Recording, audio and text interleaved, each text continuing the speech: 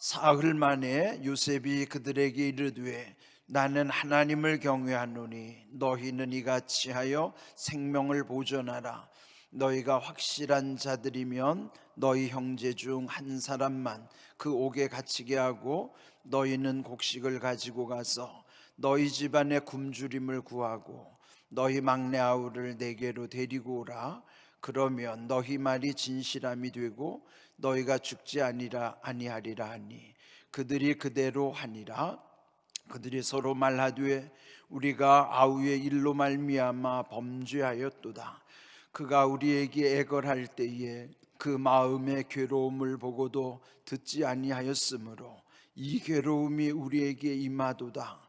루벤이 그들에게 대답하여 이르되 내가 너희에게 그 아이에 대하여 죄를 짓지 말라고 하지 아니하였더냐? 그래도 너희가 듣지 아니하였느니라. 그러므로 그의 핏값을 치르게 되었도다 하니 그들 사이에 통역을 세웠으므로 그들은 요셉이 듣는 줄을 알지 못하였더라. 요셉이 그들을 떠나가서 울고 다시 돌아와서 그들과 말하다가 그들 중에서 시므온을 끌어내어 그들의 눈앞에서 결박하고 명하여 곡물을 그 그릇에 채우게 하고 각 사람의 돈은 그의 자루에 도로 넣게 하고 또 길 양식을 그들에게 주게 하니 그대로 행하였더라. 아멘. 이 말씀 속에 보시면 정말 이 말씀의 내용 속에는 드라마틱한 장면들이 참 많죠. 마치 여러분이 드라마를 보면 정말 아주 상상하지 못했던 그런 일들이 벌어지잖아요. 네, 그것은 다 기획된 것이고 다 조작된 상황극임에도 불구하고 우리 현실은 어떤 때는 드라마보다도 더 드라마 같은 일들이 종종 일어나요.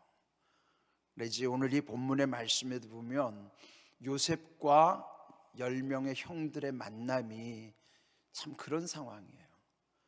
20년이 지난 상황 속에 옛적 20여 년 전에 그 10명의 형들이 그 동생 요셉을 팔았잖아요. 그 17살 나이에 노예의 신분으로, 그리고 13년 억울한 세월의 죄수로서의 또 생활을, 그런데 하나님이 함께 하시니 요셉은 형통한 자가 된 겁니다. 그리고 마침내 그의 나이 30세에 그 애굽의 총리가 된 거예요. 그러니까 이제 오늘 우리의 현실로 보면 이런 다문화 가족으로 우리나라에 돈을 벌러 왔던 사람 중에서 우리나라에서 출세를 하여 최고 지도자, 지금으로 말하면 정말 국무총리에 올라간 그런 입지적인 인물이죠. 그렇지만은 그 형들과의 만남에 대해서 요셉은 형들을 바로 알아봤지만은 그 형들은 요셉이 그렇게 높은 사람이 될 줄로는 상상을 할 수가 없었던 일이죠. 그래서 지금 만났는데도 형들은 그를 알아보지 못하고 자기들이 왜 양식을 구하러 애굽 땅에까지 왔는가를 과정을 설명하는 거였었어요. 네, 그러던 중에 자기 형제들 중에 이제 12형제가 있는데 지금 여기 10명이 왔고 막둥이는 지금 집에 있고, 그런데 나머지 하나는 없어졌나이다. 그 없어진 사람이 누구예요? 그 사람이 지금 눈앞에 있는 요셉이라고요. 그들은 그가 죽은 줄만 알고 그 아버지 야곱도 가장 사랑하는 아들 요셉은 이미 죽었다고 여기고 살아가고 있는 것이죠. 그런데 그 상황 속에서 이 요셉이 형들을 좀 아주 불편하게 만들잖아요. 그들에게 말하기를 너희는 정탐꾼이다. 이 땅을 정탐하러, 소위 말 요즘으로 말하면 간첩으로 뒤집어 씌운 거예요. 억울하죠. 그러나 사실 요셉의 13년 세월은 말할 수 없이 억울한 세월이에요. 그렇게 이제 사흘 동안의 정탐꾼의 모함을 받고 억울한 누명을 쓰고 감옥에 갇혀 있는 거예요. 그리고 마침내 사흘 후에 대면하여 이제 요셉이 형들에게 말하는 거예요. 물론 가운데 통역을 세운 것이죠. 애굽의 말을 그들이 알아들을 수 없으니까 통역관을 세워가지고 이제 대화를 하는 것입니다.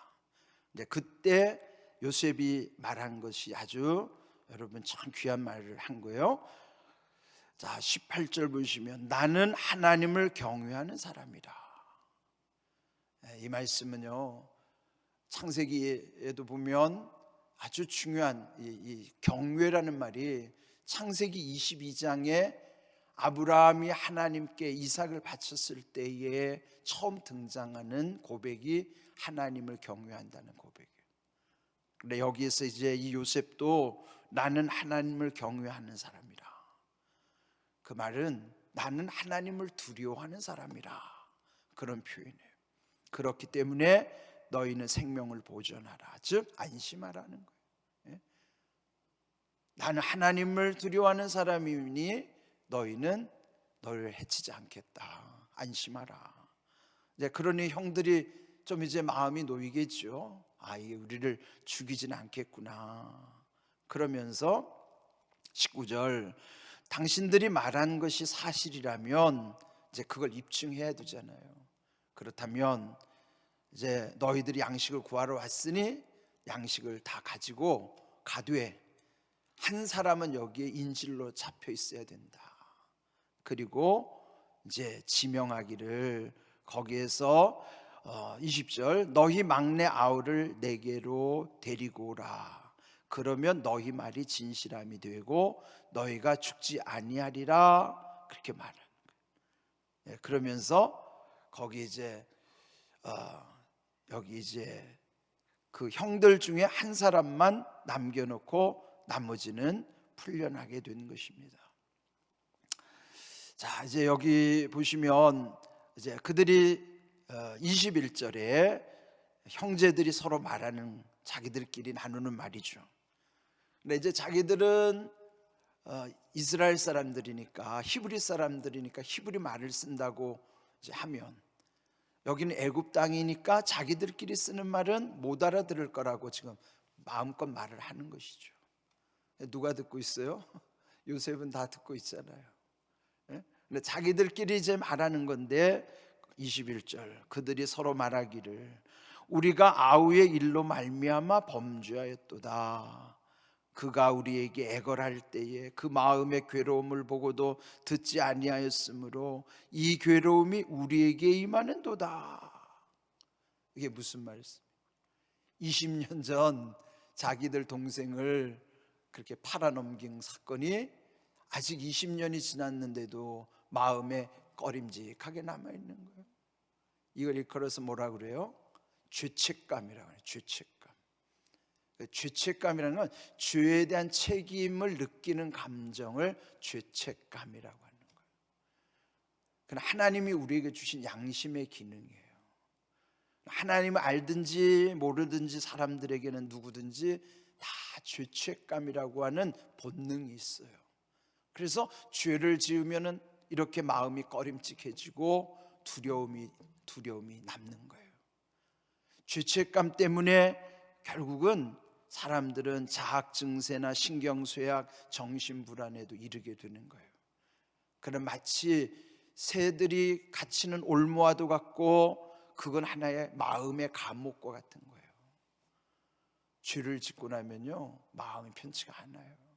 그래서 무슨 일을 당하든지 불안하고 이게 내가 그때 그 죄 때문인가? 그게 자꾸 떠오르는 거예요. 죄책감이 이렇게 무서운 겁니다. 하나님이 우리에게 주신 본능이에요. 거기에서 우리가 스스로 벗어날 수가 없어요. 죄의 문제는 우리가 해결할 수가 없다고요. 그는 오직 하나님이 풀어주셔야 되는 것이죠. 그것이 예수님의 보혈의 능력 가운데 우리에게 모든 죄책감으로부터 그게 이제 죄사함의 은혜 가운데서만이 이루어지게 되는 것이죠. 시편 32편에 다윗이 죄를 범한 다음에 하나님께 통회하는 그 시편의 내용이 나와요. 거기 보면은 얼마나 처절한가. 죄는 우리 심상히 여기면 안 돼요. 죄는 정말 두려워해야 되는 거예요. 근데 거기에 시편 32편에 보면은 거기에 다윗이 밧세바를 범한 이후에 그리고 나서 그 죄책감에 사로잡혔다가 벗어날 때, 특별히 32편 3절에 보면은 그러는 거예요. 내가 입을 열지 아니할 때에, 예전 성경에 보면 내가 토설하지 아니할 때에, 그 말이 저는 더 실감나요. 토설한다는 거. 토설이 뭔지 알죠? 내 안에 있는 걸 토해내는 거예요. 내 안에 죄들을 그를 다 토해내는 게 토설이에요. 그런데 다윗이 내가 토설하지 아니할 때에 종일 신음함으로 내 뼈가 쇠하였나이다. 내가 입을 열지 않고, 하나님 이 죄의 문제를 다 토해내지 않으면 종일 신음할 수밖에 없어요. 뭐가요? 내 영이 신음하는 거예요. 그러면 내 뼈가 쇠하게 될 수밖에 없는 거예요. 그리고 주께서 내 주의 손으로 나를 짓누른단 말이죠. 종일 나를 짓누르기 때문에 내 진액이 빠져나와 가지고 마치 내 상태가 여름 가뭄의 마름과 같나이다. 진액이 다 빠져나온다는 거예요. 죄의 문제가 해결 안 되면요, 이렇게 신음하게 되고 뼈가 쇠하게 되고 진액이 마르게 될 수밖에 없어요. 우리의 그 잠재의식 속에 이 죄책감으로부터 풀려지지 않으면 거기에 다 묶여지게 되는 것입니다. 그러다가 이제 시편 32편 5절에 마침내 그렇게 고백하죠. 내가 이르기를, 내 죄를 여호와께 내 허물을 자복하리라. 그렇게 하고서 자기의 죄를 여호와 주님께 다 아뢰었더니 주님께서 그 죄를 다 사하여 주셨나이다. 여러분, 죄를 쉽게 생각하면 안 됩니다. 지금 이들 형들도 그 지난 세월의 죄책감에 여전히 묶여 있는 상황이에요. 자, 그러면서 이제 22절 르우벤이 또 말하는 거예요. 르우벤이 뭐냐면 맏형이에요. 맏형. 제일 큰 형이 그 당시 20년 전에 그 아우를 죽이자고 그랬을 때에 그래도 큰 형이 말하기를, 내가 너희에게 그 아이에 대하여 죄를 짓지 말라고 하지 아니하였더냐?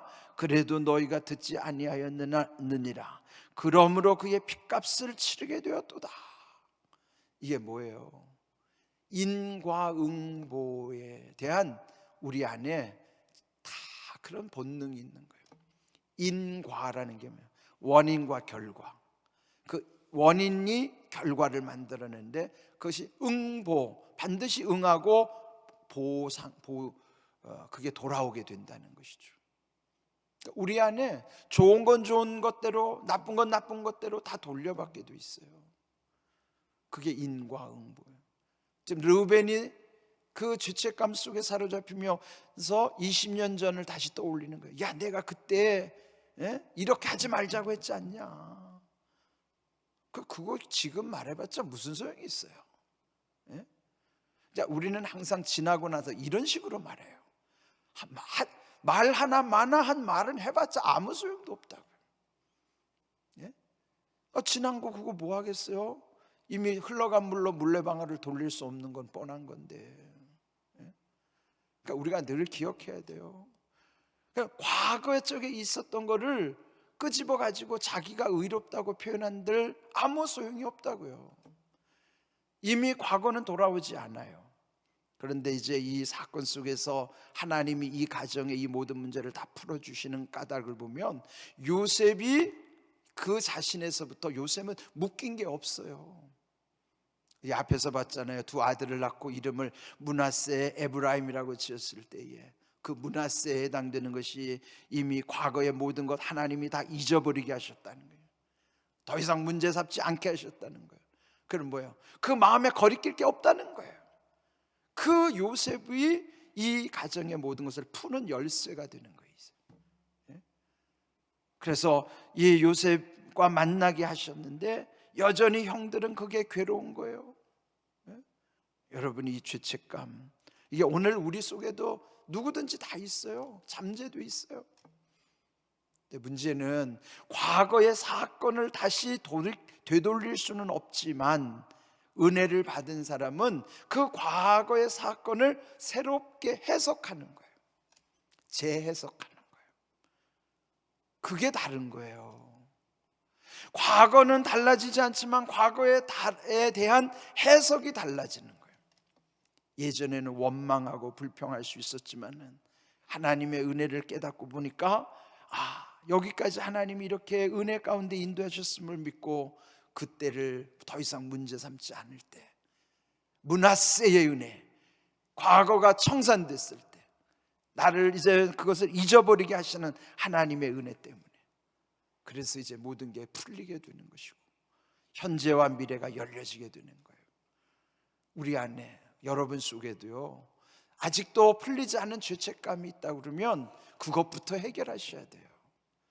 거기에 묶여 있거나 그 감옥에 갇혀 있으면 절대로 나아갈 수가 없어요. 미래로 나아갈 수가 없다고요. 하나님이 우리에게 주시는 은혜는 첫 번째 뭐예요? 풀어주시는 은혜예요. 해방케 하시는 거예요. 로마서 8장 1절에 바울도 그걸 선포하는 거예요. 그러므로 그리스도 예수 안에 있는 자에게는 결코 정죄함이 없나니, 하나님이 그리스도 안에서 죄로 정하시지 않겠다고 말씀하셨는데 왜 그럴까요? 이는 그리스도 예수 안에 있는 생명의 성령의 법이 죄와 사망의 법에서 너를 해방하였느니라. 네? 이 죄와 사망의 법이라고 하는 감옥, 죄책감, 여기 묶여 있는 것, 갇혀 있는 것, 이것을 풀 수 있는 열쇠는 그리스도 예수 안에 있는 생명의 법, 그 성령의 법으로만, 생명의 성령의 법으로만 해결할 수 있는 거예요. 여러분, 우리가 예수님을 믿을 때 가장 큰 특권이 이거예요. 이거 해방되는 거예요. 해방되는 거. 근데 예수님을 오래 믿었어도요, 여전히 아직 풀려나지 못한 분들이 있어요.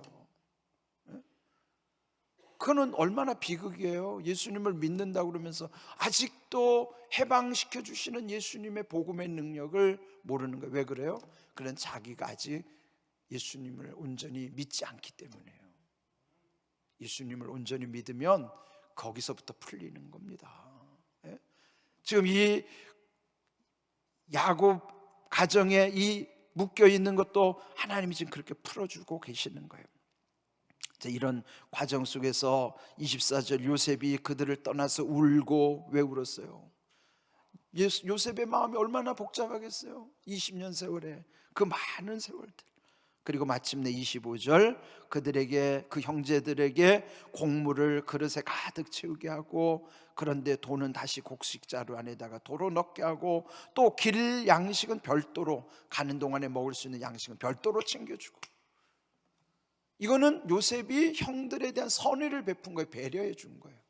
그런데 또 이제 그 다음에 이어지는 내용에 보면 그것 때문에 또 난리가 나는 거예요. 아니, 왜 자루에 돈이 그대로 있지? 이거 큰일 났네. 이거 가지고 또 우리를 또 모함하면 어떻게 하지? 이게 뭐예요? 요셉은 그런 의도로 한 것이 아님에도 불구하고 죄에 묶여 있으면 모든 좋은 것도 나쁜 것으로 해석하게 되는 거예요. 그게 얼마나 비참한 일이에요. 좋은 것을 좋게 받아들여야 되는데 그것마저도 이렇게 왜곡되는 것이죠. 그게 뭐예요? 죄책감에 사로잡히면 좋은 것이 절대로 좋아질 수가 없어요. 제일 중요한 게 뭐예요? 해방되는 거예요. 그래야 자유함이 있고 마음의 평안함이 있고 기쁨과 감사로 살아가게 되는 거예요. 그런 은혜가 우리 가운데 있음을 믿고 감사하시기를 주님의 이름으로 축복합니다. 아멘.